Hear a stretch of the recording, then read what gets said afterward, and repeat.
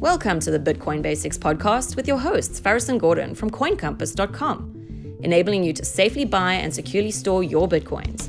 All resources are in the show notes and description, including our disclaimer. Visit BitcoinBasicsPodcast.com to subscribe and discover other free content. Hi everyone, and welcome to another Bitcoin Basics podcast with your host, Gordon. That's me.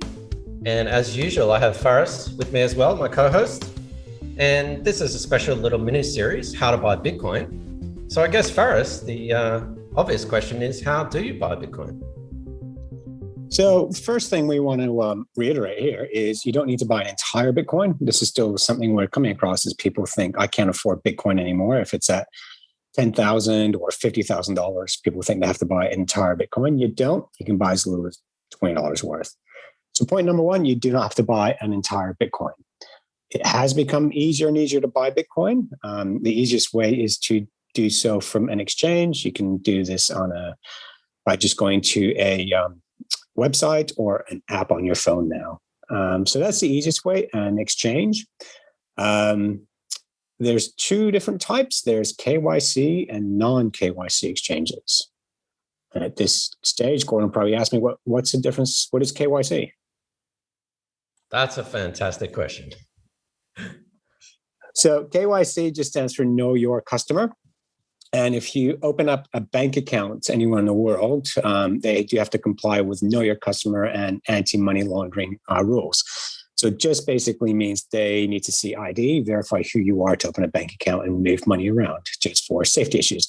So Bitcoin exchanges are operating very much the same way these days. A lot of them, you do have to provide ID, you do have to provide proof of residence and proof of address to buy Bitcoin from an exchange.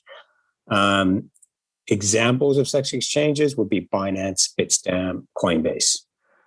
There are non-KYC exchanges. These are more private where you can buy Bitcoin and you do not have to provide proof of who you are.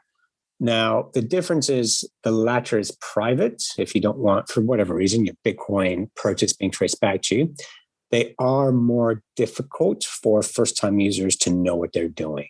So it's a trade-off of privacy versus convenience. If you enjoyed this podcast, please subscribe, like, and share so we can find others like yourself. Excellent. So we could probably say that exchanges are super convenient. You sign up, you provide your passport information, identity, whatnot, KYC. Super convenient. You buy Bitcoin and that's it. But you are actually giving, a lot of your identity and privacy to the exchange, and who knows what government jurisdiction or who they're sharing with. And non-KYC exchanges, as Faris mentioned, things like local Bitcoins, HODL, BISC, and others actually enable this sort of person-to-person trading. So they're kind of like a marketplace where instead of going through a third party, like a Binance or a Coinbase, you're actually just meeting people, buyers and sellers on a site. And in the end, the bank transfers to buy and sell Bitcoin are just between two people. So they're little privacy concerns, even though you are actually exposing your information to that particular buyer or seller. So I guess the ultimate question is, okay, so we could buy Bitcoin from an exchange, we could buy it from a non-KYC exchange or software. Are there any other ways or better ways perhaps to buy Bitcoin? There is another way, and this is one that we recommend, and that's dollar cost averaging. The reason we recommend that, so dollar cost averaging is basically meaning, think of this as a savings account where you're putting away $100 a week, $1,000 a week, however much you can afford as a savings account. So, you choose a percentage of your income. Say you want to put 5% into Bitcoin. Whatever 5% of your disposable income is, you put into Bitcoin. That's automatically taken out every week. So there are services that provide dollar cost averaging. And the handy thing about this is, so we've had, for example, people that say, okay, I want to buy Bitcoin. They'll learn about it. They'll go, okay, I need to join an exchange. And it can take anywhere from 1 week to 2 weeks to get your exchange, your account registered on an exchange. By that stage, Bitcoin could have gone up 10, 20%. And then people go, oh, I'll wait for it to come back down. And they keep waiting. And then they get a bit frustrated that they missed the price. So rather than say, okay, I want to put large amounts of money into Bitcoin at said price, if you're just putting in a small amount every week, it just removes that stress. And it is just a handy way to know, okay, I'm getting into Bitcoin. So for anyone who has a salary, which is perhaps most people working, that's definitely the best way to buy Bitcoin. You eliminate that stress, as Faris said. So there's really no one size fits all, as most of these things. Convenience, privacy, or sort of a trade-off between those two. So Faris and I definitely recommend DCA, dollar cost averaging.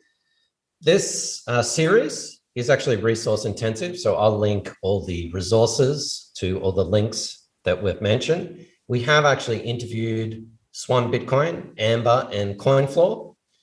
They are 3 separate DCA companies. So you might want to check out those episodes. And last but not least, please subscribe. BitcoinBasicsPodcast.com. You'll find links to all our podcasts, YouTube and other platforms there, as well as all the resources of exchanges and ebooks and all other kinds of stuff. So thanks again. That was a very, very quick overview, but we wanted to keep this short and sweet. Faris, I think this is our shortest episode ever. Any other final thoughts for our listeners? Just one thing I thought of. So DCA, dollar cost averaging, you may also hear the term stacking sats. So Bitcoin is what the vernacular you'd be familiar with. Satoshis is something else that we hear. So think if Bitcoin's $1, Satoshis are the cents. And Bitcoin has 8 decimal points. So when you hear stacking sats, it means you're buying Satoshis. You're buying, the $20, $50, $100 worth of Bitcoins, and you're stacking those up. So stacking sats is another way of saying dollar cost averaging, which means you're just buying small amounts of Bitcoins on a weekly, monthly, fortnightly basis. Thanks, Faris. That's an excellent point that we both forgot, because a lot of people go onto the exchange and they say that they can't afford a whole Bitcoin. So you can buy, as Faris said, a very small amount. And with dollar cost averaging, you can buy as little as $5 per week or per month. So start stacking. Thanks, Faris. We'll see you in the next one. Cool. Good. I like that. Thanks for watching or listening. Please visit coincompass.com/free to register to our socials and discover other free content. Subscribing, liking, and following helps this content remain ad-free. Until next time.